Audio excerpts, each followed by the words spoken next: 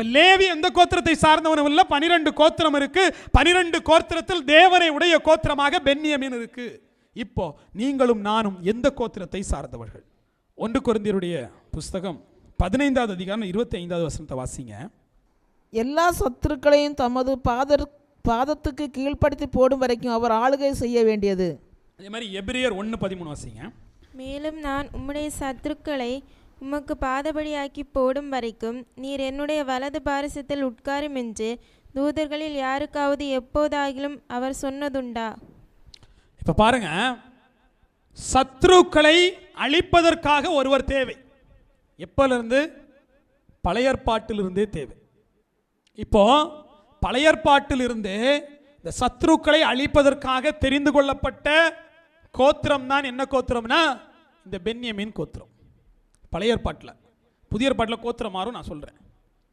பழைய ஏற்பாட்டில் கோத்திரம் பென்யமீன் கோத்திரமா இருந்துச்சு. உதாரணத்துக்கு நம்ம வேதத்தில் நியாயாதிபதிகளுடைய புஸ்தகம் 3 அதனுடைய 13-14 வாசிங்க. அவன் அம்மோன் புத்திரரையும் அமலேக்கியரையும் கூட்டிக் கொண்டு வந்து இஸ்ரவேலை முறியடித்தான், பேரிச்ச மரங்களின் பட்டணத்தையும் பிடித்தான்.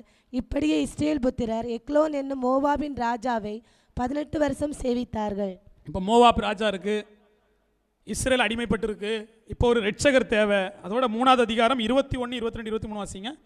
உடனே ஏகு தன் இடது கையை நீட்டி தன் வலதுபுறத்து இடுப்பிலே கட்டியிருந்த கத்தியை உருவி அதை அவன் வயிற்றிற்குள் பாய்ச்சினான். அலகோடு கூட கைப்பிடி முள்ளை புகுந்தது. அவனுடைய வயிற்றிற்கு போன கத்தியை இவன் இழுக்க கூடாதபடிக்கு நினம் அலகை சுற்றி கொண்டடைத்தது. அது பின்புறத்திலே புறப்பட்டது. இப்ப ஏகூத் எனக்கூடியவன் பென்யமீன் கோத்திரத்தில் பிறந்தவன். அந்த அதிகாரத்தை நீங்க வாசித்தீங்கன்னா தெரியும். இந்த ஏகூத்தை இரட்சகராக தேவன் மாற்றுகிறார். எப்படி? அடிமைப்பட்டு இருக்கிற போது இவன் போய் அந்த ஜனத்தை இரட்சிக்கிறான். தன்னிடத்துல நான் தான் சொன்ன பாருங்களேன், அவன் பீறுகிற ஓனாய் என்று சொல்லி தைரியமா உள்ள போறான். அரசபைக்குள்ள போயிட்டு அங்க ராஜா இருக்காரு. ராஜா பக்கத்தில் போயிட்டு நான் உங்கள்கிட்ட ஒன்று பேசணுங்கிறான். ஏய் பேசுப்பா அப்படிங்கிறார். பக்கத்தில் வாங்க பேசணுங்கிறான். பக்கத்தில் கூப்பிட்டு வச்சுக்கிட்டு உள்ளே இருந்த கத்தி எடுத்து ஒரு சொரு முடிஞ்சிச்சு. ஒட்டுமொத்தமாக பெரிய ராஜ்யம், பெரிய படை. இங்கே படையும் இல்லை, ஒன்றும் இல்லை, ஒத்த மனுஷன் ஸ்ட்ரைட்டாக உள்ளே போகிறான். ராஜா ரகசியம் பேசணும், இறங்கி வாங்கன்னு சொல்லிட்டு சோழியை முடிச்சிட்டான். முடிஞ்சிச்சு. கிளம்பி அப்படியே ஓடிட்டான். ஓடிட்டு போய் இஸ்ரேல் ஜனத்தை சொல்கிறான், ஏய் அவனை முடிச்சிட்டோம், இப்போ வாங்க எல்லாம் படை கட்டுங்க, நம்ம என்ன பண்ணலாம், மறுபடி இந்த ராஜ்யத்தை கைப்பற்றலாம் என்று சொல்லி. அப்போ பென்யமீன் கோத்திரத்தை தேவன் எதற்காக பயன்படுத்தினார் என்று சொன்னால் மீட்டெடுப்பதற்காக. எப்போ ஒரு மீட்சி வருதோ அந்த இடத்துல பென்யமீன் வரும். அடிமைப்பட்டு போனீங்கன்னா அடுத்த பென்யமீன் தான் வரணும். அடிமைப்பட்டு போன ஜனத்திற்கு அடுத்தபடியான கோத்திரம் என்னதான்? பென்யமீன் கோத்திரம் தான். இப்ப அடிமைப்பட்டு இஸ்ரேல் ஜனம் போயிடுச்சு, விடுதலையின் பக்கம் எங்க போனாங்க? பென்யமீன் கோத்திரம் போயிடுச்சு. அப்ப பென்யமீன் மூலமாக விடுதலை கடந்து வர வேண்டும். எல்லா ஜனமும் அடிமைப்பட்டு இருக்க முடியாது. ஒரு ஜனம் அடிமைப்பட்டுனா இன்னொரு ஜனம் என்ன பண்ணும்? விடுதலையை பெற்றுக்கொள்ள வேண்டும். உதாரணத்திற்கு யோசேப்பு அடிமையாக்கப்பட்ட உடனே பெஞ்சமின் சுதந்திரவாளியாக்கப்பட்டான். இங்க அடிமைப்பட்டு இஸ்ரவேல் ஜனம் போன உடனே பெஞ்சமின் என்ன பண்ணிட்டான்? கைப்பற்றிட்டான் ராஜ்யத்தை. அதே மாதிரி தான் சவுலுடைய காலத்திலும் கூட. அதையும் வாசிக்கலாம். நம்ம 1 சாமுவேல் 11:1-3 வரைக்கும் வாசிங்க. காலத்தில் நாகாஸ் என்னும் அம்மோனியன் வந்து கீலேயாத்தில் இருக்கிற யாபேசை முற்றுகை போட்டான். அப்பொழுது யாபேசின் மனுஷர் எல்லாரும் நாகாசை நோக்கி எங்களோட உடன்படிக்கை பண்ணும், அப்பொழுது உம்மை சேவிப்போம் என்றார்கள். அதற்கு அம்மோனியனாகிய நாகாஸ், நான் உங்கள் ஒவ்வொருடைய வலது கண்ணையும் பிடுங்கி இதனாலே இஸ்ரவேல் எல்லாவற்றின் மேலும் நிந்தை வர பண்ணுவதை நான் உங்களோடு பண்ணும் உடன்படிக்கை என்றான். அதற்கு யாபோசின் மூப்பர்கள், நாங்கள் இஸ்ரவேல் நாடெங்கும் ஸ்தானாதிபதிகளை அனுப்பும்படி 7 நாட்கள் எங்களுக்கு தவணை கொடும், எங்களை இரட்சிப்பார் இல்லாவிட்டால் அப்பொழுது உம்மிடத்தில் வருவோம் என்றார்கள். பாருங்க, இந்த இடத்துல எல்லா ஜனத்தையும் கண்ணை பிடுங்கி விட்டுருவேன்டா அப்படிங்கிறான். இப்போ இவன் கேட்குறான், எனக்கு ஒரு 7 நாள் டைம் கொடுங்க, எங்கள் ஏரியாவில் போய் பார்க்குறேன், எவனாவது ஒருத்தன் இருந்தான்னா நாங்கள் என்ன பண்ணிடுவோம், உங்களை தோக்கடிச்சிருவோம். அப்படி இல்லைன்னா என்ன ஆயிரும்? சரி நீ நினைச்ச மாதிரியே நடந்துட்டு போட்டான். இப்போ 7 நாள் டைமில் சவுல் காதில், மாடு மேய்த்து கொண்டு இருக்கக்கூடிய சவுல் காதில் போய் இந்த விஷயம் இட்டுது.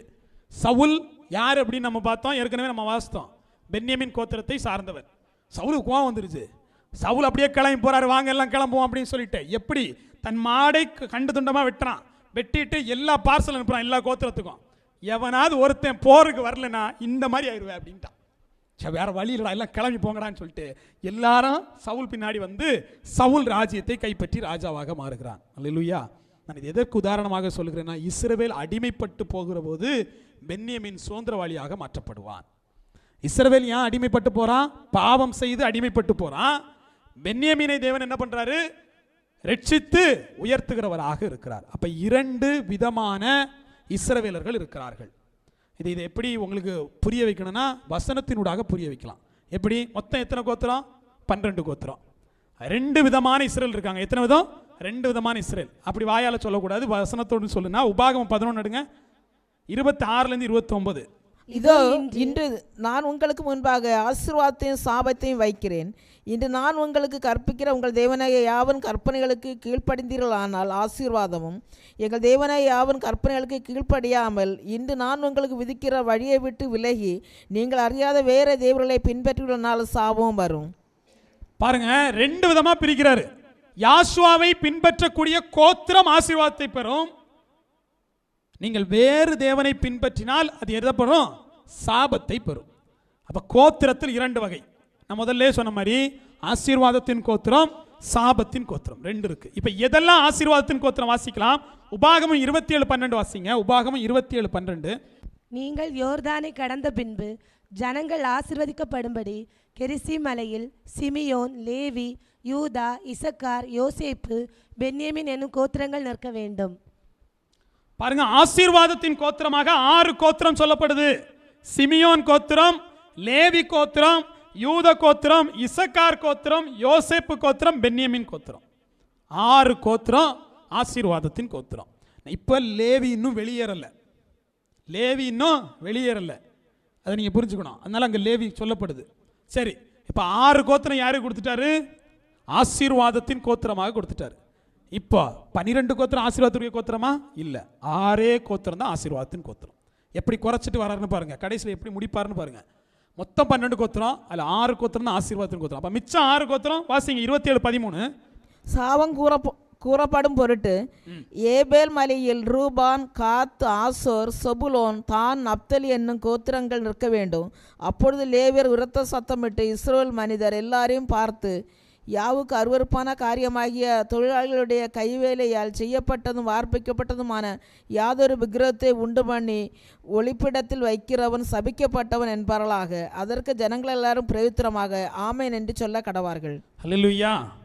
ஒட்டுமொத்தமா ஒரு கோத்திரம் ஆசீர்வாதத்தின் கோத்திரமாக, ஒரு கோத்திரம் சாபத்தின் கோத்திரமாக மாற்றப்படுது. நான் ஒரு விஷயம் உங்கள்கிட்ட சொன்ன ஞாபகம் இருக்கா? உங்களுடைய குணாதிசயம் மாறும்போது தேவன் கோத்திரத்தை மாற்றிட்டே இருப்பாருன்னு. இப்போ ஆசீர்வாதத்தின் கோத்திரத்துக்குள்ள எத்தனை பேர் இருக்கான்? 6 பேர் இருக்கான். சாபத்தின் கோத்திரத்துக்குள்ள எத்தனை பேர் இருக்கான்? 6 பேர் இருக்கான். ஆனால் முடிவு இப்படி இருக்காது. இப்போ பாருங்க, 6 பேர் ஆசீர்வாதத்தின் கோத்திரம், 6 பேர் சாபத்தின் கோத்திரம். சாபத்தின் கோத்திரத்தை அப்படியே மாத்திருங்க. மிச்சம் இருக்குது இப்போ எத்தனை பேர் தான்? ஆட்டத்தில் 6 பேர் தான் இருக்கான். 6 கோத்திரம் தான் தேவனை வழிபடுது. மிச்சம் 6 கோத்திரம் சிலைகளை வழிபடுது. சிலைகளை வழிபட்டு வேறு தேவரை வழிபட்டனால 6 கோத்திரத்தை ரிஜெக்டட், வீட்டுக்கு போன்ட்டார். கிளம்பி போக வேண்டியதான் வேலை முடிஞ்சிச்சு இல்லையா? இப்போ இந்த இடத்த அப்படியே கட் பண்றோம். அங்க வாங்க. மொத்தம் யாக்கோபுக்கு எத்தனை பிள்ளைங்க? 12 பிள்ளைங்க. 12 பிள்ளைகள் இருக்கு. யோசேப்பு எங்க கொண்டு போகப்பட்டான்? அடிமையா கொள்ள போட்டான். 11 பேர் இருக்காங்க. ஆகாரத்துக்கு பஞ்சம். பஞ்சம்னு சொன்ன உடனே அங்க யாரு போனானா எல்லாரும் சேர்ந்து சாப்பாட்டுக்காக போறாங்க. சாப்பாட்டுக்காக போகிற போது யோசேப்புக்கு தெரிஞ்சிருது, என்ன தூக்கி போட்ட பசங்க தான்டா நீங்கன்ட்டு. உடனே யோசேப்பு என்ன சொல்றானா, உங்க அப்பா எங்க, இன்னொருத்த உண்டுல அவன் எங்க? ஏன் இவன் ஒரு தீர்க்க தரிசனம் பெற்றிருந்தான். என்ன? சூரியனும் சந்திரனும் 12 நட்சத்திரங்களும் என்னை சுற்றி வணங்கும் என்று சொல்லி, இதை கேட்ட தகப்பன், உன்னுடைய தாயும் தகப்பனும் உன்னுடைய சகோதரர்களும் உன்னை வணங்குவார்களா என்று சொல்லி அவன் மீது சினம் கொண்டார். டேய் அமைதியா உட்கார்றா அப்படின்ட்டான், கண்டிச்சிட்டான். இப்போ தீர்க்க தரிசனம் நிறைவேறணுமே. சூரியனின் சந்திரனின் காணல, சந்திரன் கிளம்பிடுச்சு, தாய் இறந்து போயிட்டாப்புல. இருக்கிற தகப்பங்கடான்னு கேட்கும்போது வயசானவையா, சரி ஓகே. அப்போ முதல்ல உள்ள ஒரு தீர்க்க தரிசனம் இருக்கு. என்னது? 12 நற்கதிர்கள், அதுல 11 தலை சாய்க்கும். அப்படி பார்த்தா 10 தானே இருக்கிற, ஒருத்தனை காணலையே. சரி, அவன் எங்க? பெஞ்சமின் எங்க அப்படின்னு கேட்கிறாரு. பாருங்க, இந்த இடத்துல நீங்க ஒன்று புரிஞ்சுக்கணும். நேரம் இல்லாதனால நான் அதை வந்து கதையாவே உங்களுக்கு சொல்லிட்டு போறேன். இப்ப இங்க என்ன ஆசைப்படுறாரு தெரியுமா? யோசேப்பு அடிமையாக்கப்பட்டாச்சு. யோசேப்பு அடிமையாக்கப்பட்டாச்சு. பெஞ்சமீனை அடிமையாக்க ஆசைப்படுகிறார்கள். பெஞ்சமீனை அடிமையாக்க ஆசைப்படுகிறார்கள். பெஞ்சமீனை அடிமையாக்க ஆசைப்படுகிற போது எப்படிப்பட்ட திட்டம் தீட்டப்படுதுன்னா, ஒரு வெள்ளி பாத்திரத்தை கடைசியில் அவர் விட மாட்டேன்னு சொல்லி கடைசியில் விட்டுட்டாரு. பெஞ்சமின் வந்துட்டாரு. பெஞ்சமின் வந்து நிற்கும் போது, ஏன் பெஞ்சமின் வந்துட்டியாப்பா சந்தோஷம் அப்படின்னு சொல்லிட்டு, சந்தோஷம் எதுக்கு தெரியுமா? வெள்ளி பாத்திரத்தை உள்ள போடுறதுக்கு. வெள்ளி பாத்திரத்தை போட்டு அனுப்பி விடுன்ட்டான். இங்க என்னது, திடீர்னு ராஜாக்கு பாத்திரத்தை காணல. வெள்ளி பாத்திரத்தை திருடியவன் யார் கண்டுபிடி. எவன் திருடுனானோ, யார் பண்ணின வேலையை யோசேப்பு. புரியுதா உங்களுக்கு? யோசேப்பு வெள்ளி பாத்திரத்தை எடுத்து அப்படியே வேலையாளை கூப்பிட்டு, இந்த பென்யமின் இருக்கான் பார்த்தியா, அவனுக்கு பைக்குள்ள இதை போட்டு விட்டுரு அப்படின்னு சொல்லிட்டு அப்படியே அவங்களை அனுப்பி விட்டு, இங்கேருந்து என் பாத்திரத்தை காணல, யாரா எடுத்தது அப்படிங்கிற மாதிரி கூட்டுவா அவனை.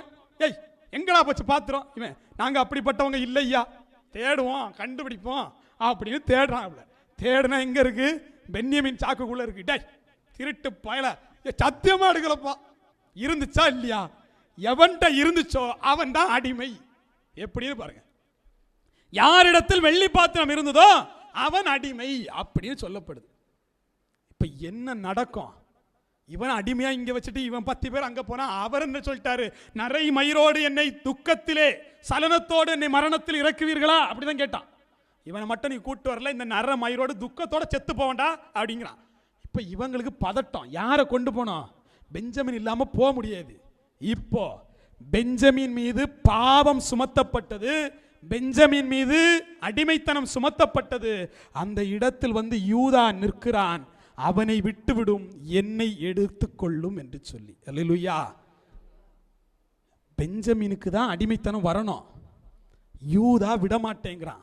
சப்ஸ்டியூஷன் கேட்கிறான். வாசிக்கலாம் 44:12 வாசிங்க. மூத்தவன் சாக்கு முதல் இளையவன் சாக்கு மட்டும் அவன் சோதிக்கும் போது அந்த பாத்திரம் பென்யமினுடைய சாக்கிலே கண்டுபிடிக்கப்பட்டது. அப்பொழுது அவர்கள் தங்கள் வஸ்திரங்களை கிழித்து கொண்டு அவனவன் கழுதை மேல் பொதியை ஏற்றிக்கொண்டு பட்டணத்துக்கு திரும்பினார்கள். யூதாவும் அவன் சகோதரரும் யோசேப்பின் வீட்டுக்கு போனார்கள். யோசேப்பு அதுவரையும் அங்கே இருந்தான். அவனுக்கு முன்பாக தரையிலே விழுந்தார்கள். யோசேப்பு அவர்களை நோக்கி, நீங்கள் என்ன காரியம் செய்தீர்கள்? என்னை பலத்த மனிதனுக்கு ஞான சிருஷ்டியினால் காரியம் தெரிய வரும் என்று அறியாமல் போனீர்களா என்றார். இப்படி இருக்க இளையவன் தன் சகோதரோட கூட போக விடும்படி மன்றாடுகிறேன். உம்முடைய அடியானாகிய நான் சொல்றாரு, இளையவனை மட்டும் அவங்க சகோதரனோட போக்கு நான் உம்மிட்ட மன்றாடுகிறேன். உம்முடைய அடியானாகிய நான் இளையவனுக்கு பதிலாக இங்கே என் ஆண்டவனுக்கு அடிமையாக இருக்கிறேன். இளையவனுக்கு பதிலாக யூதா என்கிற நான் அடிமையாக இருக்கிறேன். இளையவனை விட்டு எப்படி என் தகப்பனிடத்துக்கு போவேன்? போனால் என் தகப்பனுக்கு நேரிடும் தீங்கை நான் எப்படி காண்பேன் என்றான். அல்லேலூயா. நீங்கள் ஒன்றை புரிந்து கொள்ளணும். அங்க ஒரு இஸ்ரேல் இருக்கார். இஸ்ரேல்னா யாரு? யாக்கோபு. இப்ப யாக்கோபுங்கிற தகப்பன். அப்படியே ஆவிக்குரிய அடையாளத்தை பாருங்க. இஸ்ரேல்னு ஒருத்தர் இருக்கிறாரு. இஸ்ரேலுடைய அதிகாரத்தை பெற்ற மகன் யாரு? யோசேப்பு. யோசேப்பு அடிமையாக்கப்பட்டுட்டான்.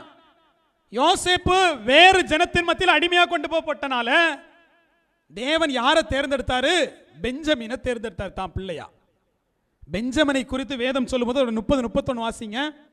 ஆகையால் இளையவனை விட்டு நான் என் தகப்பனாக உமது அடியாளத்துக்கு போனால் அவருடைய ஜீவன் இவனுடைய ஜீவனுடைய ஒன்றாய் இணைக்கப்பட்டிருக்கிறபடியினால், அவருடைய ஜீவன் இவனுடைய ஜீவனோடு ஒன்றாய் இணைக்கப்பட்டிருக்கிறபடியினால். அப்ப நீங்க புரிஞ்சுக்கணும், பெஞ்சமின் ஜீவன் எந்த ஜீவனோடு இணைக்கப்பட்டுச்சு? தேவனுடைய ஜீவனோடு இணைக்கப்பட்டிருக்கு. அப்ப இங்க ஒரு விஷயம் நடந்திருக்கு. யோசேப்பு போன பிற்பாடு ஒரு ஜீவனாக மாற்றப்பட்டிருக்கு. யாரோட ஜீவன்? தகப்பனுடைய ஜீவன் பெஞ்சமினின் ஜீவனோடு ஒன்றி இருக்கு. இன்னைக்கு பெஞ்சமின் என்கிற உங்களுக்கு எந்த ஜீவன் ஒன்றி இருக்கு? யாஷ்வாவுடைய ஜீவன் ஒன்றி இருக்கு. எப்படி? அவருடைய சரீரத்தையும் அவருடைய இரத்தத்தையும் நீங்கள் உட்கொள்ளுகிற போது அவருடைய ஜீவன் உங்களிடத்திலும் அவருடைய சரீரம் அவருடைய இரத்தம் உங்களுக்கு ஜீவனை கொடுக்கிறதாக இருக்கிறது என்று வேதம் சொல்லுது. அல்லேலூயா. இங்க ஜீவன் ஒன்றி போய் இருக்கு. பென்யமின் அப்படி நீங்க பிரிச்சிட முடியாது. ஏன்னா பென்யமின் ஜீவனோடு ஜீவனாக ஒன்றி இருக்கிறார். இப்போ இதை வெளிப்படுத்துறது யாரு? யூதா வெளிப்படுத்துறான். அவங்க ஒரே ஜீவன் இது, அவர்ல இவர் செத்து போயிடுவார்ப்பா அப்படிலாம் விட்டுட்டு போக முடியாது. அதற்கு பதிலாக என்னை அடிமையாக வைத்துக் கொள்ளும். இப்போ அப்படியே வாங்க, தேவ சமூகத்தில் யோசேப்பு அடிமைப்பட்டு போயிட்டான். அதாவது மாம்சத்துக்குரிய இஸ்ரவேலர்கள் அடிமைப்பட்டு போயிட்டாங்க. ஆவிக்குரிய இஸ்ரவேலராக உங்களை தேவன் தெரிந்தெடுத்தார். அவங்கள்ட்ட என்ன இருக்கு? பாவ பழி இருக்கு. பாத்திரத்தை திருடிட்டு போயிட்டா நீ தாண்டா அடிமைன்ட்டான். உங்களிடத்தில் பாவ பழி இருந்தது. யூதா கோத்திரம் போய் சொல்லுது, பென்யமின் கோத்திரத்தை விட்டுருங்க, யூத கோத்திரம் நான் அடிமையாகிறேன் என்று சொல்லி. யூத கோத்திரத்தில் பிறந்த யாசுவா பாவம் செய்யாமல் இருந்தார். ஆனால் பென்யமின் கோத்திரத்தின் பாவத்தை தன் மீது ஏற்றுக்கொண்டார். யூத கோத்திரத்தில் யார் பிறந்தா? யாசுவா பிறந்தார். யூத கோத்திரத்தில் பிறந்த அந்த யூத கோத்திரம் போய் வாதாடுது. என்னது? பென்யமின் கோத்திரம் தான் ஜீவன், பென்யமின் கோத்திரம் ஜீவனுக்குரியது, மரணத்திற்குரியது அல்ல. அவன் மீது அடிமைத்தனம் இருக்குன்னா அந்த அடிமைத்தனத்தையும் அந்த பாவத்தையும் என் மீது சுமத்தி கொள்ளும் என்று சொல்லி யூதா போய் நிற்கிறான். அல்லேலூயா. யூதா போய் நின்றபடியினால் மட்டுமே யோசேப்பு அந்த இடத்துல மரணத்திற்குரிய இடம் ஆசீர்வாதத்தின் இடமா மாறிச்சு. எப்படி? நீங்கள் பார்ப்பது யார் என்று சொன்னால் நான் தான் அந்த யோசேப்பு என்று சொல்லி அந்த இடத்தில் ஆசீர்வாதம் பிறந்தது. யார் மூலமா? பென்யமின் மூலமா அல்ல, யூதாவின் மூலமா. ஏன்னா பென்யமின் அப்பவே பார்த்துட்டான், பென்யமின் அடிமையாகிறதா நோக்கம். வெள்ளி பாத்திரத்தை உள்ள வச்சு பென்யமினை இங்கே வச்சிடலான்ட்டு.